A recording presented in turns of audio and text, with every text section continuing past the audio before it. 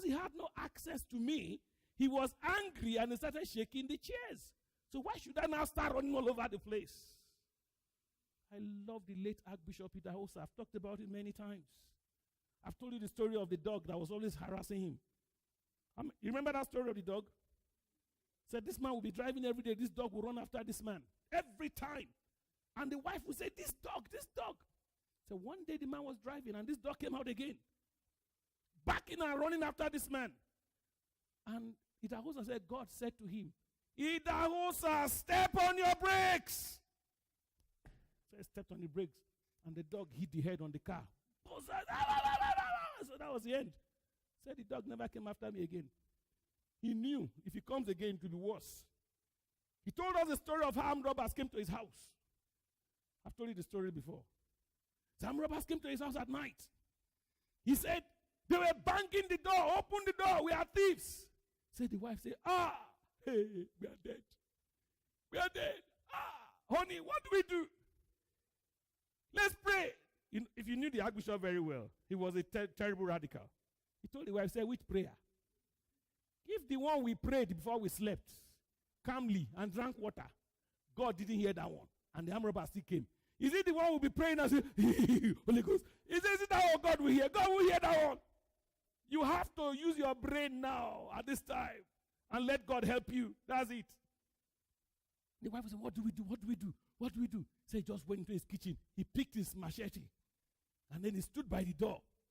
Said, okay, I'm here. This is the house. And you want to steal. Then he did the machete on the ground. Wow! If I come out and I meet anybody dead, none of you will be alive. Watch me. Just pretend to be touching the door. So all the armed robbers took off. He had. Then he waited. They ran. Then he opened the door.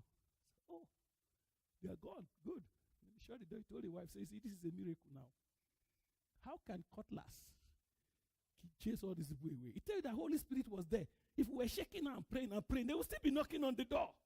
We needed to combine this with prayers. Brethren, thank you very much, brother. Thank you. That was a good one.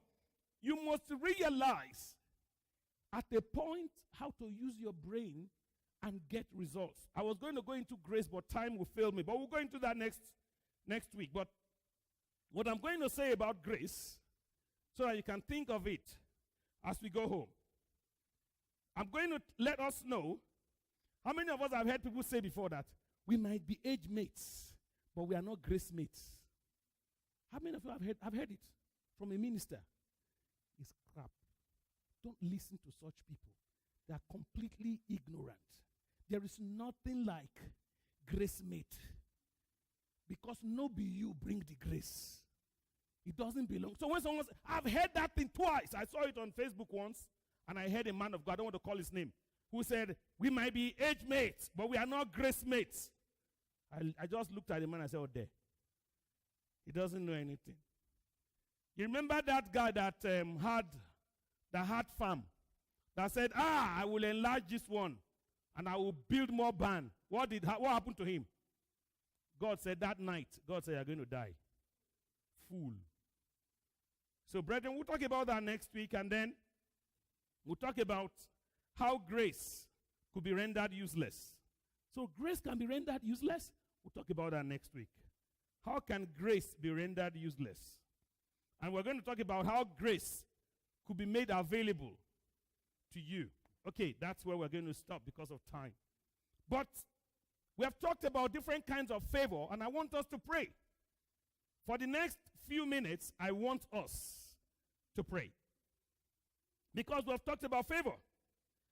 I've talked about favor due to relationship, favor due to a covenant, favor due to your spiritual link with God, and I've talked about genetic favor.